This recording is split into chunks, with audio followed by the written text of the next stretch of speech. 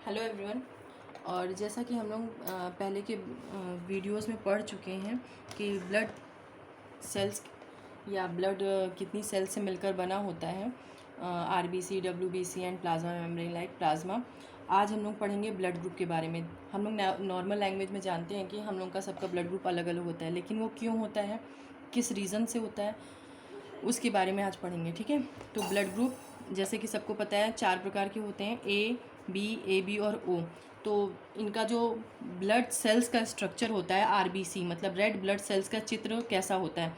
तो blood group A में जितने भी सकर्स हैं वो रेड पिंक कलर से हमने शो किए हैं।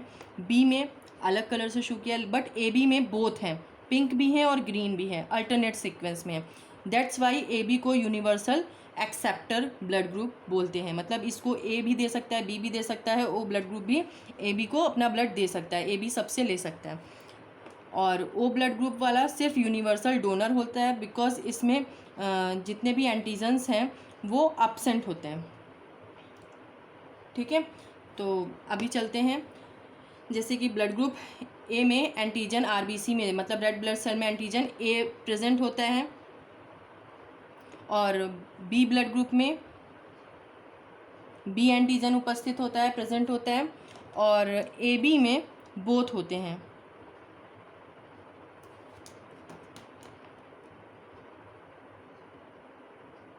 Like this. ओके।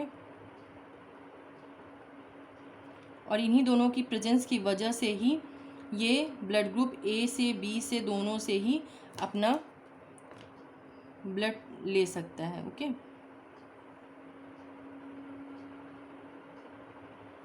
और ब्लड ग्रुप ओ में एंटीजन्स जो होते हैं वो अब्सेंट होते हैं। अब नीचे आते हैं एंटीबॉडीज़। एंटीबॉडीज़ का जो स्ट्रक्चर होता है, एंटीबॉडीज़ इसमें जस्ट अपोजिट हो जाते हैं। जैसे ब्लड ग्रुप ए में बी एंटीबॉडी पाई जाती है, कौन सी, बी। अब इनका स्ट्रक्चर हम उसको समझ लेते हैं। हमने एक नॉर्मल सर्कल बना करके एक्सप्लेन करने की कोशिश करेंगे ताकि सबके लिए ईजीएस्ट वे हो पढ़ने के लिए। ओके।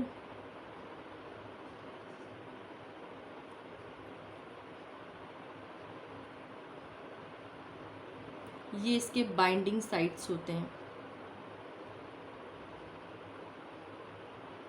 Like this.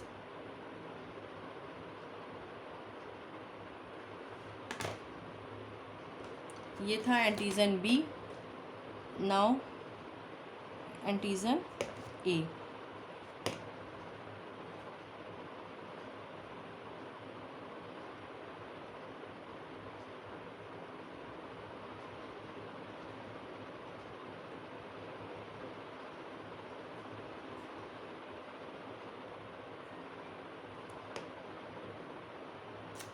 ठीक।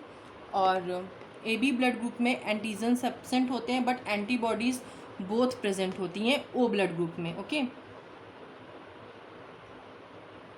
उनका स्ट्रक्चर कैसा होता है, सेम। ये दोनों यहाँ पर प्रेजेंट होंगे एक ही में, ओ ब्लड ग्रुप में, इसीलिए ओ को हम यूनिवर्सल डोनर बोलते हैं। जैसा कि आप सबको पता होगा कि अगर हम लोग ब्लड टेस्ट करवाने के बाद ही किसी को ब्लड चढ़ाया जाता है, अगर किसी को अदर ओ ब्लड ग्रुप वाले को हम ए या बी या ए बी या ओ कोई ब्लड ग्रुप अदर चढ़ा दें ओ की जगह पर, तो उसकी डेथ हो जाती है। ऐसा क्यों होता है?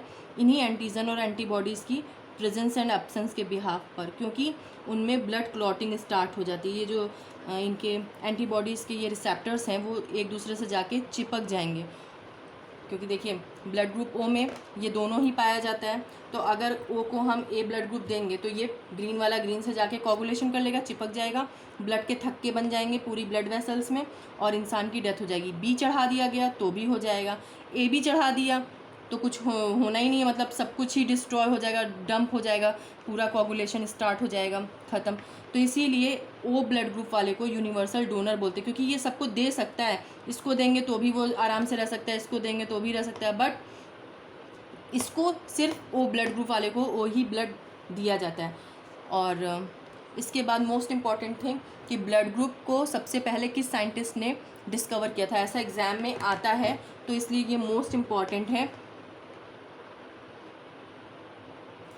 इसलिए समझ लीजिए। 1902 में 1902 में कॉर्ल लैंसस्टनर ने इसको ब्लड ग्रुप को डिस्कवर किया था कि हर एक ह्यूमन बीइंग का ब्लड ग्रुप अलग अलग होता है। किसी का ए है, किसी का बी है, किसी का ए बी है और ओ है। ये पेरेंटल भी होता है, लाइक मम्मी का ए है, पापा का ओ है, तो बच्चों में ए या ओ का ही ट्रांसफ्यूजन जाएगा।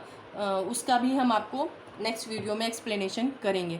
लेकिन 1902 में इन्होंने इसको ब्लड ग्रुप को डिस्कवर किया था इन साइंटिस्ट ने, लेकिन 1930 में इन्हें इस डिस्कवरी के लिए नोबेल प्राइज़ मिला था। ओके नाउ, अगर आपको मेरी ये इन्फॉर्मेशन अच्छी लगी हो तो मेरे चैनल को लाइक एंड सब्सक्राइब ज़रूर कीजिएगा। Thank you.